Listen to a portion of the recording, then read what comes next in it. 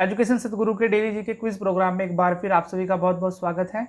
Daily quiz, mock test, current affairs, question and answer के लिए आप हमारी वेबसाइट www.educationsatguru.com पर विजिट कर सकते हैं। तो चलिए दोस्तों, आज के सेशन की शुरुआत कल के अभ्यास प्रश्न के द्वारा करेंगे। कल हमने आपसे अभ्यास प्रश्न में पूछा था कि हाल ही में प्रधानमंत्री नरेंद्र मोदी ने बिहार में कुल कितनी राजमार्ग परियोजनाओं का शिलान्यास किया है। इस प्रश्न का सही आंसर है ऑप्शन ए यानी 9 परियोजनाएं। हाल ही में प्रधानमंत्री श्री नरेंद्र मोदी ने वीडियो कॉन्फ्रेंसिंग के माध्यम से 21 सितंबर को बिहार में 9 राजमार्ग परियोजनाओं का शिलान्यास किया है। इसके अलावा राज्य के सभी 45,945 गांव को ऑप्टिकल फाइबर इंटरनेट सेवाओं से जोड़ने के लिए ऑप्टिकल फाइबर इंटरनेट सेवाओं का उद्घाटन भी किया है। चलिए आज का पहला प्रश्न भी देख लेते हैं कि हाल ही में सॉवरेन बॉन्ड के जरिए भारत संचार निगम लिमिटेड यानी BSNL कंपनी ने कुल कितनी राशि जुटाई है। इस प्रश्न का सही आंसर है ऑप्शन ए यानी 8,500 करोड़ रुपए। हाल ही में सरकारी दूरसंचार कंपनी BSNL ने सॉवरेन गारंटी बॉन्ड से 5,800 करोड़ रुपए से अधिक की राशि जुटाई है। इससे पहले सरकार ने सार्वजनिक क्षेत्र की दूरसंचार कंपनी के पुनरुद्धार के लिए 8500 करोड़ रुपए के सॉवरेन गारंटी बॉन्ड को स्वीकृति दी थी। चलिए अगला प्रश्न भी देख लेते हैं कि निम्नलिखित में से किस टेनिस खिलाड़ी ने हाल ही में इटालियन ओपन टेनिस टूर्नामेंट 2020 का खिताब जीत लिया है। इस प्रश्न का सही आंसर है ऑप्शन सी यानी सिमोना हालेप। हाल ही में रोमानिया की सिमोना हालेप ने पहली बार इटालियन ओपन टूर्नामेंट 2020 को जीत लिया है। आपको बता दें कि हालेप ने इसके साथ ही पहली बार इस खिताब को अपने नाम किया है। वहीं इसके अलावा 27 सितंबर से होने वाले clay court grand slam French open के लिए उन्होंने अपना दावा भी मजबूत कर दिया है। चलिए अगला प्रश्न भी देख लेते हैं कि माउंट एवरेस्ट के शिखर पर ऑक्सीजन सिलेंडर के बिना 10 बार चढ़ाई करने वाले नेपाल के किस प्रसिद्ध पर्वतारोही का हाल ही में निधन हो गया है।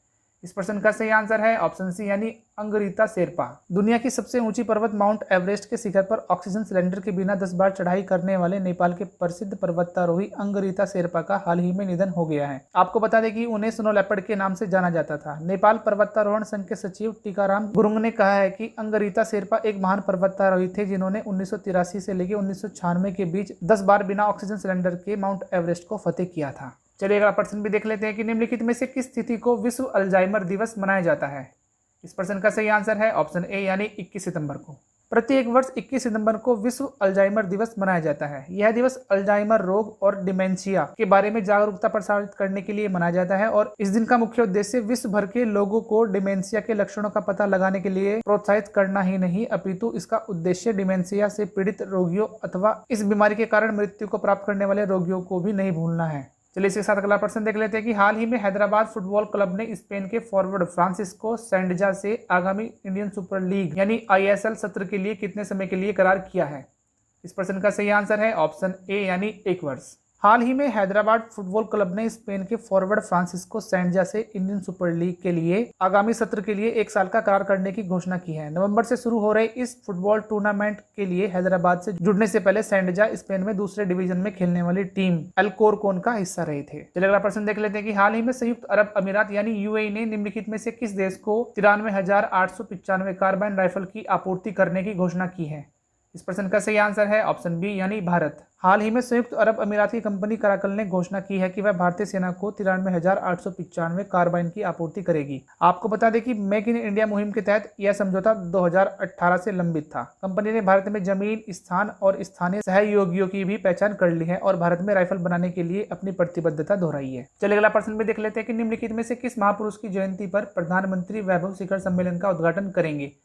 इस प्रश्न का सही आंसर है ऑप्शन सी यानी महात्मा गांधी। आगामी 2 अक्टूबर को महात्मा गांधी की जयंती पर भारतीय प्रधानमंत्री वैभव शिखर सम्मेलन का उद्घाटन करेंगे।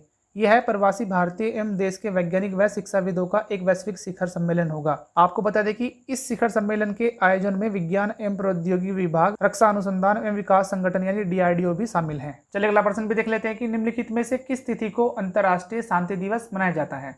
इस प्रश्न का सही आंसर है ऑप्शन बी यानी 21 सितंबर को। हर साल 21 सितंबर का दिन दुनिया भर में अंतर्राष्ट्रीय शांति दिवस के तौर पर मनाया जाता है।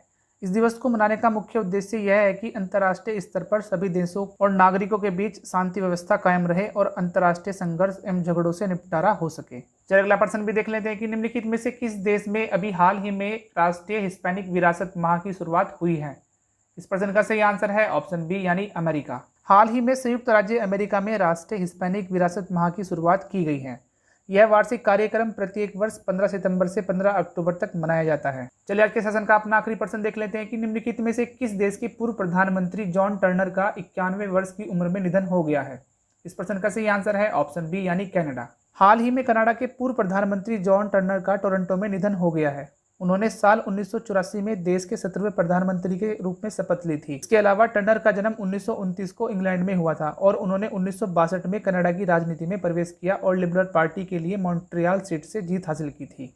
चलिए आज का अभ्यास प्रश्न में देख लेते हैं कि अनिल धस्माना को हाल ही में कितने साल के लिए राष्ट्रीय तकनीकी अनुसंधान संगठन यानी NTRO का नया अध्यक्ष बनाया गया है।